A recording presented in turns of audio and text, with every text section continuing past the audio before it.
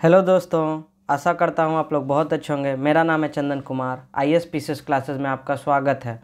आज हम लोग देखेंगे 4 नवंबर के करंट अफेयर्स को। और आपको इस वीडियो में क्या क्या मिलेगा, तो इस वीडियो में आपको डेली करंट अफेयर्स तो मिलेगा है, उसके साथ हम लोग पिछले दिनों के करंट अफेयर्स का टेस्ट भी लेते हैं। कितना सही है कि एक ही वीडियो में आपको इस दिन का करंट अफेयर्स भी मिल जाता है, वो भी मात्र 20 से 25 मिनट में, और पिछले दिन का जो है टेस्ट भी लिया जाता है। तो इससे डबल रिवीजन होता है। ठीक है, तो चलिए वीडियो को शुरू करते हैं। और वीडियो को शुरू करने से पहले प्लीज़ चैनल को शेयर और सब्सक्राइब करना ना भूलें। चलिए, तो फर्स्ट क्वेश्चन देखते हैं। Hollongi greenfield airport is situated in which state to be called as Donyi Polo airport. बताइए। तो इसका सही आंसर है ऑप्शन सी, अरुणाचल प्रदेश। अरुणाचल प्रदेश के होलोंगी एयरपोर्ट को दोनियो पोलो के नाम से उसे रीनेम किया गया। ठीक है, यहाँ हम लोग एक क्वेश्चन आता है, ग्रीनफील्ड एयरपोर्ट, ग्रीनफील्ड क्या होता है? तो यहाँ ग्रीनफील्ड और ब्राउनफील्ड दो तरह के होते हैं। ठीक है, तो ग्रीनफील्ड जो होता है वो कोई भी न्यू, जब कोई भी चीज़ बनाया जाता है, ठीक है, जो कि स्क्रैच से, मतलब एकदम बेस शुरू से बनाया जाता है, तो उसको ग्रीनफील्ड कहते हैं। और ब्राउनफील्ड कहते हैं जो पुराना वाला को ही रेनोवेट किया जाता है, उसका मरम्मत किया जाता है, उसको बड़ा किया जाता है या सुधारा जाता है, उसको ब्राउन फील्ड कहते हैं। और ग्रीन फील्ड जो होता है वो आपको हमेशा आउटर स्कर्ट्स में मिलेगा, मीन्स शहर से दूर। और ओल्ड वाला जो होगा वो आपको शहर में या क्राउडेड प्लेस पे मिलेगा। ठीक है, क्योंकि उस क्षेत्र के अगल बगल जो है वो शहर जो है वो बस जाते हैं, पॉपुलेशन जो है वहाँ सेटल होने लगती है, तो इसलिए वहाँ से हटा के दूसरे जगह किया जाता है। तो वो हो गया आपको शहर वाला को ब्राउन फील्ड। ठीक है, जो पुराना होता है।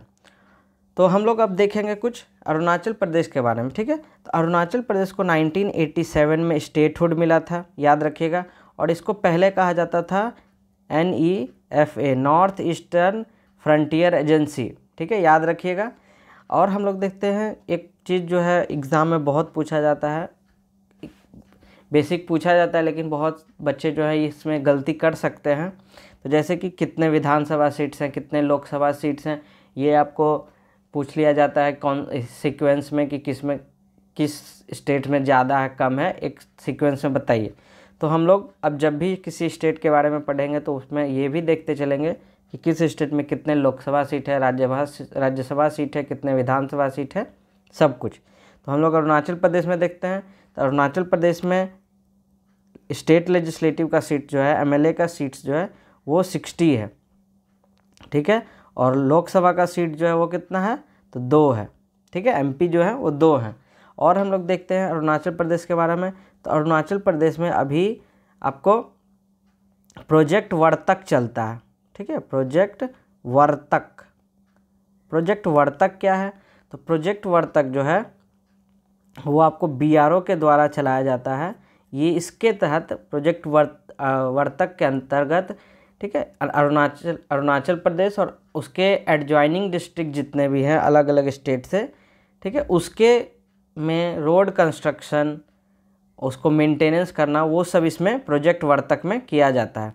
ठीक है, रोड कंस्ट्रक्शन और मेंटेनेंस ये सब जो है किया जाता है। चलिए, और हम लोग देखते हैं। तो ये जो है आपका यूनियन कैबिनेट अप्रूवल, ये आप देख ही लिए, दोनियो पोलो एयरपोर्ट। अब हम लोग देखते हैं एयरपोर्ट अथॉरिटी ऑफ इंडिया जो है वो 1995 में इसका बना था। इसका हेडक्वार्टर जो है दिल्ली है। और अभी इसके चेयरमैन कौन है, तो संजीव कुमार। ये सब बहुत इंपॉर्टेंट है, याद रखिएगा। चलिए, नेक्स्ट क्वेश्चन देखते हैं। Who was Ilaben Bhatt who passed away recently.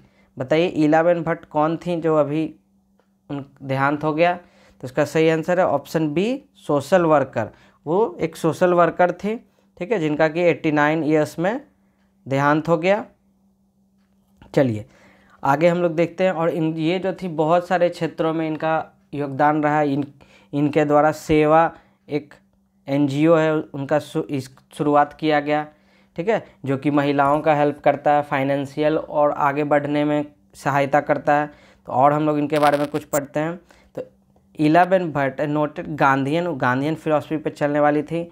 ठीक है, और वो वुमेन एम्पावरमेंट के काम के लिए self help group, self employed women's association सेवा जो है वो उनका शुरुआत की। और वो उनका देहांत 89 ईयर्स ऑफ एज में हो गया। ठीक है, ये जो थी राज्यसभा की मेंबर भी फॉर्मर रह चुकी हैं और प्लानिंग कमीशन के भी ये काम कर चुकी हैं, प्लानिंग कमीशन में भी। ठीक है, और बहुत सारे जगहों पे ये काम कर चुकी हैं। इन्होंने यूनाइटेड नेशन जनरल असेंबली में भारत की तरफ से भाषण भी दिया है। ठीक है, चलिए तो इतना इनके बारे में हम लोग जाने। चलिए नेक्स्ट क्वेश्चन देखते हैं। Who became CEO of energy efficiency services limited. ठीक है, बताइए एनर्जी एफिशिएंसी सर्विसेज लिमिटेड के CEO किन्हें बनाया गया है? तो इसका सही आंसर है ऑप्शन सी, विशाल कपूर को। ठीक है, विशाल कपूर को इनका CEO बनाया गया। तो एनर्जी एफिशिएंसी सर्विसेज लिमिटेड जो है ये वही है जो कि उजाला, जो फ्री का LED या बहुत सस्ते दामों में जो सरकार के द्वारा LED वितरण किया जा रहा था या किया जाता है, उस कंपनी, वह जो बल्ब बनाती है वही ये कंपनी है। ठीक है, एनर्जी एफिशिएंसी सर्विसेज लिमिटेड, आप देखते होंगे बल्ब पे लिखा भी रहता था। तो उसके CEO बनाए गए हैं विशाल कपूर को। और हम लोग देखते हैं कुछ, हाँ, तो ये इसका जो हेडक्वार्टर है EACL का कहाँ है? दिल्ली में है। ठीक है, और इसका बनाया कब गया था? तो ये 2009 में। और फॉर्मर जो CEO थे वो थे अरुण कुमार मिश्रा, याद रखिएगा। ठीक है, चलिए नेक्स्ट देखते हैं।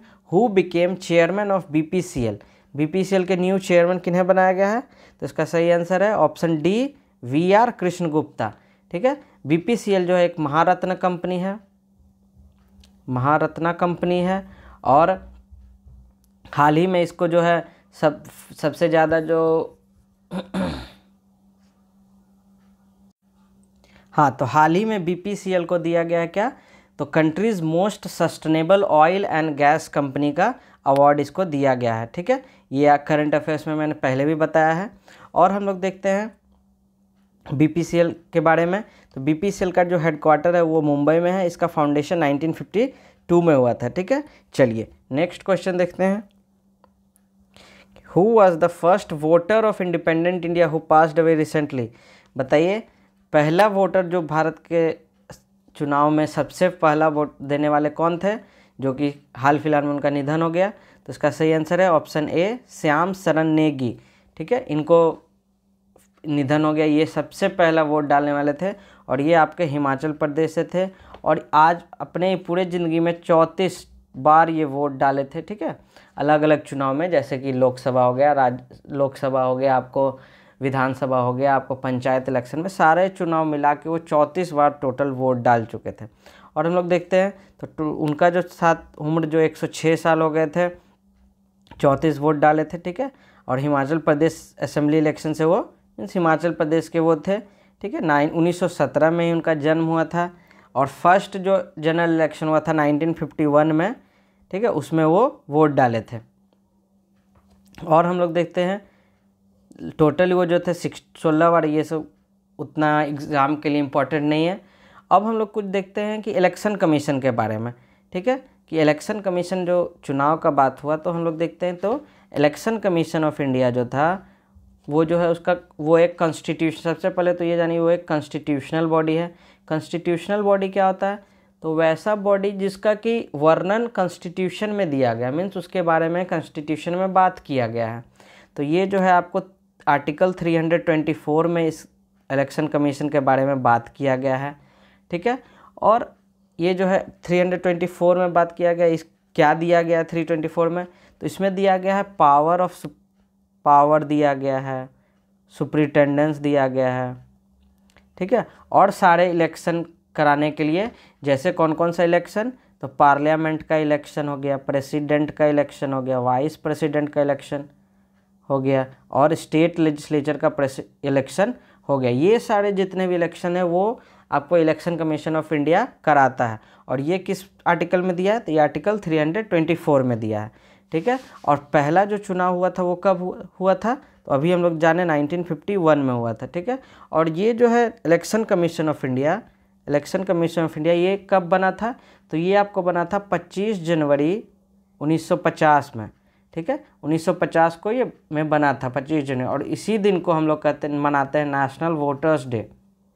ठीक है, नेशनल वोटर्स डे के तौर पे हम लोग मनाते हैं।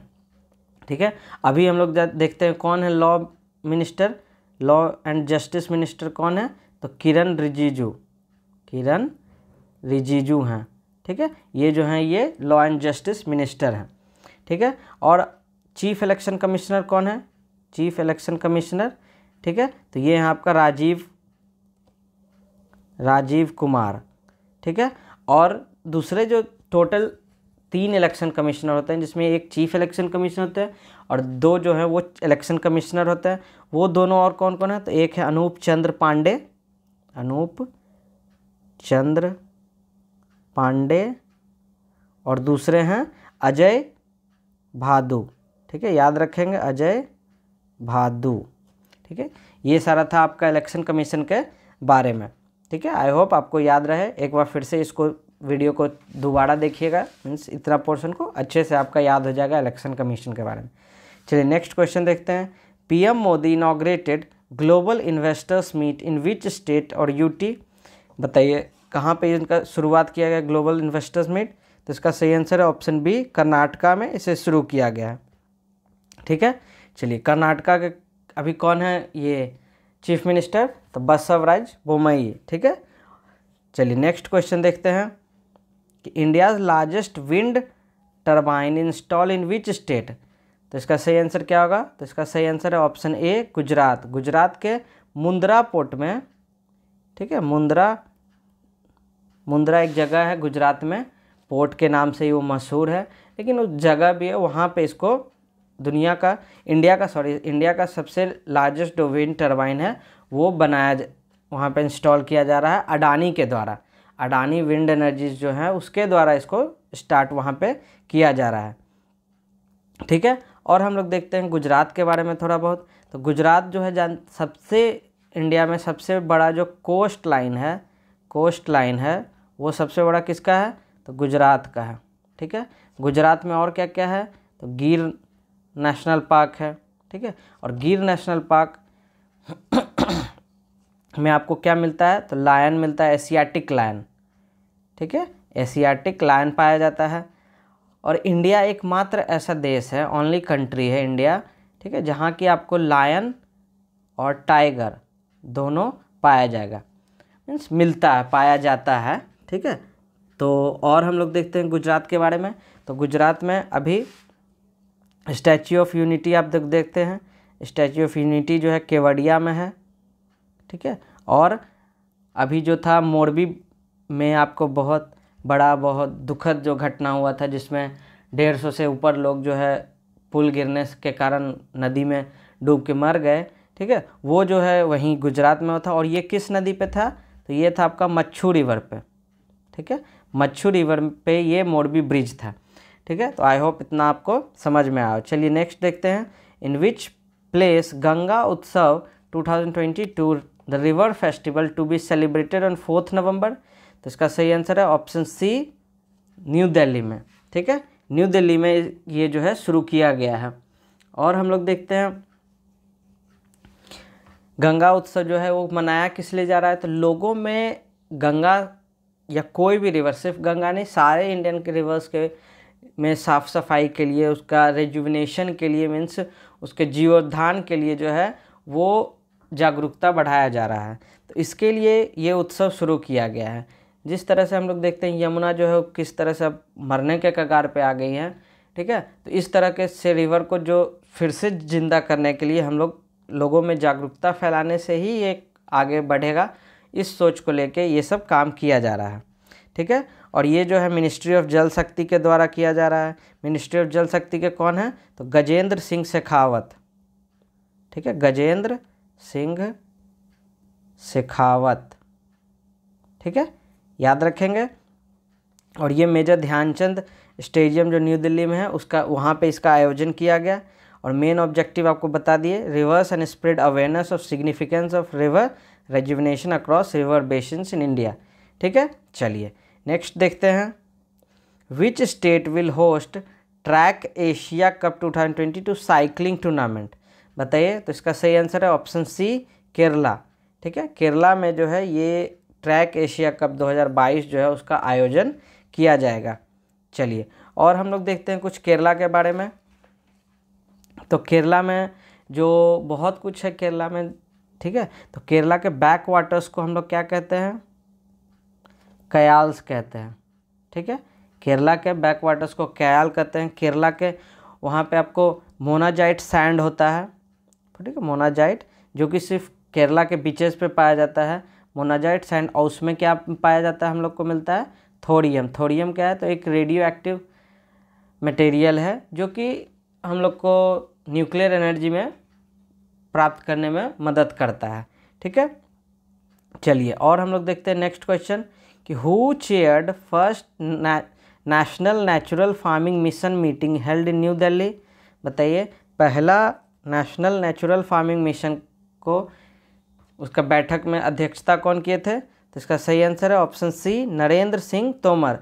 ये एग्रीकल्चर मिनिस्टर हैं, ठीक है, एग्रीकल्चर मिनिस्टर हैं और इनके द्वारा इसका अध्यक्षता किया गया था न्यू दिल्ली में, ठीक है।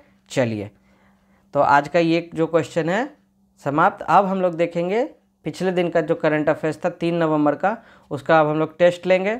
तो आप लोग सभी को अपना अपना नोटबुक निकाल लीजिए और 10 में 10 लाना है, तो बढ़िया से टेस्ट दीजिए अच्छे से और अपना अपना जो मार्क्स है उसको कमेंट कीजिए। चलिए नेक्स्ट पहला देखते हैं क्वेश्चन कि Chenab white water rafting festival starts in which state UT. बताइए इसका सही आंसर क्या होगा, तो इसका सही आंसर है जम्मू एंड कश्मीर, ठीक है। चलिए नेक्स्ट देखते हैं who is known as steel man of India. तो जमशेद ईरानी, जमशेद ईरानी। चलिए नेक्स्ट देखते हैं in which state Ranipur tiger reserve is located becomes 53rd tiger reserve of India. बताइए तो इसका सही आंसर है यूपी, ठीक है, और ये यूपी का जो है 4th टाइगर रिजर्व है। चलिए नेक्स्ट देखते हैं in which state UT government has set cyber intelligence unit. तो ये है आपका सही आंसर महाराष्ट्र। चलिए नेक्स्ट देखते हैं north India's first data centre is inaugurated in which state. तो ये है आपका यूपी, यूपी के ग्रेटर नोएडा में स्टार्ट किया गया। नेक्स्ट देखते हैं which ministry science MOU with FIFA and AIFF for football for schools. तो ये है आपका मिनिस्ट्री ऑफ, बताइए, एजुकेशन, ठीक है। चलिए नेक्स्ट देखते हैं Neel Pawan Baruah passed away recently, he was related to which field. बताइए तो वो एक असामीज़ एक्टर थे। हाँ तो नील पवन बरुआ क्या थे, तो एक असामीज़ आर्टिस्ट थे, ठीक है। चलिए याद रखिएगा। नेक्स्ट देखते हैं who won men's double title in French open 2022 badminton. तो इसका सही आंसर बताइए, तो इसका सही आंसर है सात्विक साईराज और चिराग, ठीक है। इनके द्वारा जो है मेंस डबल का टाइटल जीता गया है। चलिए नेक्स्ट देखते हैं which word becomes Collins dictionary word of the year. तो कल ही बताए थे, बताइए, तो ये है परमा क्राइसिस। नेक्स्ट देखते हैं citizen engagement and communication program is launched by which state CM। तो इसका सही आंसर है मेघालय, ठीक है, क्या है, मेघालय। चलिए आई होप आपको ये वीडियो पसंद आया हो। अगर ये वीडियो जो है आपके प्रिपरेशन में हेल्पफुल साबित हो रहा हो तो प्लीज़ चैनल को शेयर और सब्सक्राइब करना ना भूलें। चलिए धन्यवाद, आपका दिन शुभ हो।